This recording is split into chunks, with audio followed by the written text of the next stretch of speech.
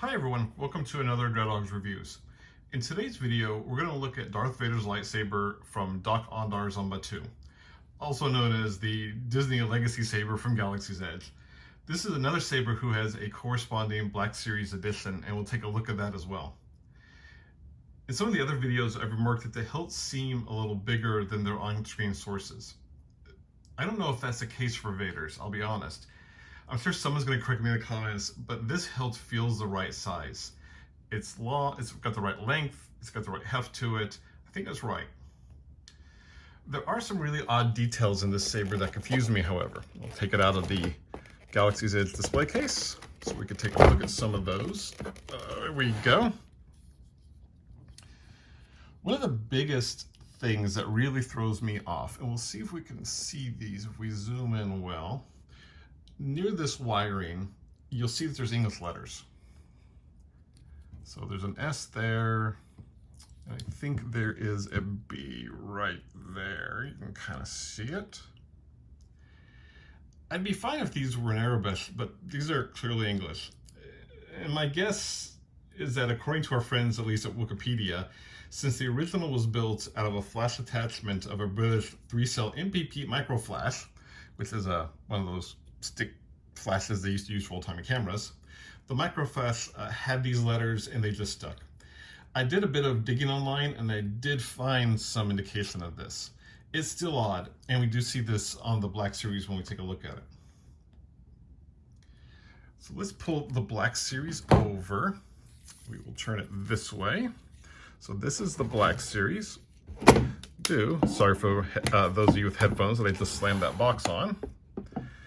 That is the Black Series, still with some of its warning labels. Focus, focus, focus. Good. And we'll take a look at some of the differences. The obvious one is that the blade cannot be removed from the Black Series, so no blade in here just yet. Other differences, starting from the emitter, is that this U-shaped piece on the Legacy lightsaber moves, while the one here does not, and that would be a belt clip. So you could put it on a hook on your belt.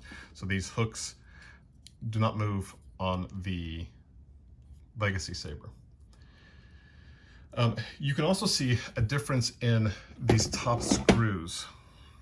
Try to get these so you can see them both well. This is where I need a camera person, but you can kind of see, at least the ones on the Legacy saber, they're bigger. They're definitely a little darker metal, more of a gunmetal. Or if we look at the same on the Black Series, you'll see they're more of a flat mat and they're not as thick.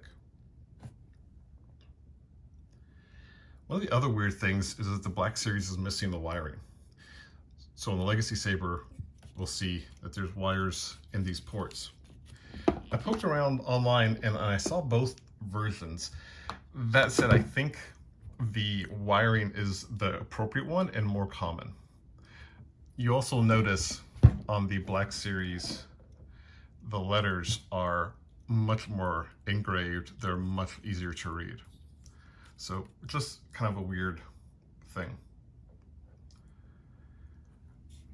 Finally, on the activation box, on the Black Series, it's silver. It doesn't really move. Maybe it moves. No, it really doesn't want to move.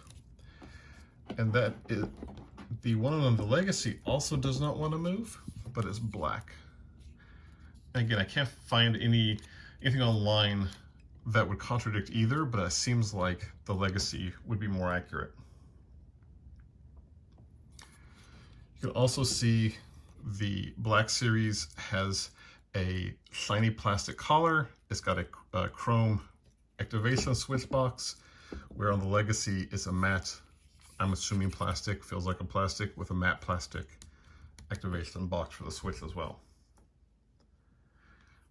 Also, the Legacy saber has screws for the T-bars, where the Black Series does not. And then we also get a lot more detail out of the pommel. So if you see, it's very sharp ridges, very clean design. When we look at the Black Series, it's more of a stamped, so it doesn't look as clean. definitely can see the difference. I think the most surprising thing, however, is that the Legacy Saber is much heavier than the Black Series. This is, even with the blade, the Legacy is heavier than, without its blade, it's heavier than the Black Series with the blade. Legacy Saber feels super solid. It feels like it's been made out of better materials. So let's put a blade into the Legacy Saber and take a look. As with the other Galaxy's Edge sabers, it has a protector cap that we just pop right out. And again, it can use any of the hilts from Doc Ondar's. You hear it kind of confirm that I've got it in. I give it a twist. And now I will, let's move the Black Series out of the way. Let's move the display case out of the way. And let's fire up the Legacy Saber. So, nice bright red, really crisp sound.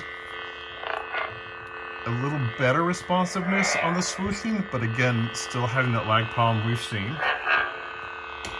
And see if we can get a flash on flash. Again, it takes a bit of banging to do. Now, let's bring over the Black Series, and we'll turn that on. And again, it's really hard to tell with this camera. The Legacy Edition, I feel, is brighter, but it's also a deeper color. It's very subjective in this case, but I think you can really see the difference. The sound is also different. The Legacy Saber has that deeper, rich hum to it than the Black Series, which again has a bit of a kind of a more rough edge to it. Still very comparable. So some final thoughts. If you're looking for a screen accurate official from Disney, from Star Wars, Vader's lightsaber, I do really like the Legacy Saber.